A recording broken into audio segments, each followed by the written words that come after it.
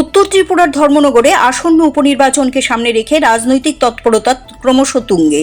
এই প্রেক্ষাপটে সোমবার বেলা 11টায় সিপিআইএমের উদ্যোগে ধর্মনগর মহকুমা অফিস চত্বর থেকে মিছিল বের হয়। মিছিলটি শহরের বিভিন্ন গুরুত্বপূর্ণ সড়ক পরিক্রমা করে কালীদিঘির উত্তর পাড়ে গিয়ে শেষ হয়, যেখানে অনুষ্ঠিত হয় এক পথসভা।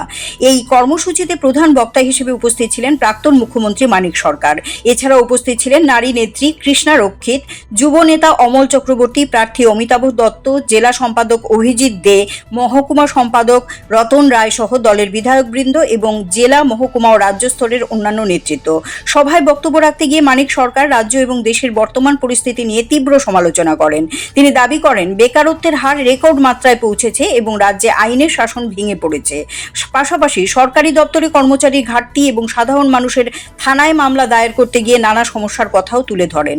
এদিন তিনি বিজেপি সরকারের বিভিন্ন নীতির বিরুদ্ধেও সরব হন। ভিত্তিতে বলবার চেষ্টা করুন, দেখবেন যারা বাধা দেওয়ার চেষ্টা করছে অধিকাংশ মাথা নুয়ে আর তর্ক না বাড়িয়ে চলে যাচ্ছে। দু চারজন থাকার চেষ্টা করবে, হাত দিয়ে তাদের সরিয়ে ভোট দিতে যাবেন।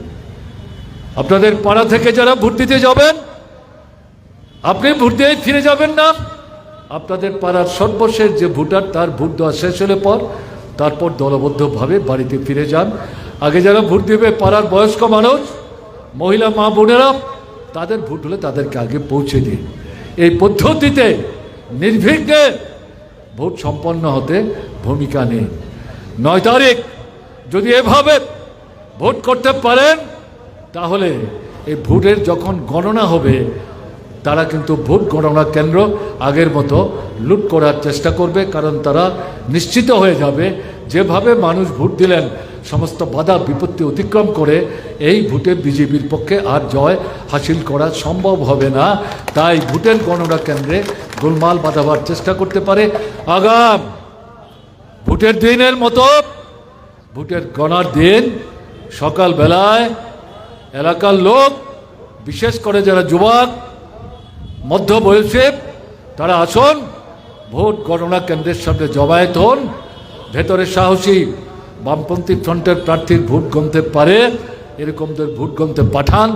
ভেতরে গোলমাল করার চেষ্টা করলে ভিতরেই এই গোলমালের প্রচেষ্টাকে প্রতিহত করতে হবে, প্রতিরোধ করতে হবে এবং চারিদিকে ঘেরাও করে আপনারা বসুন ভোট গণনা কেন্দ্রে।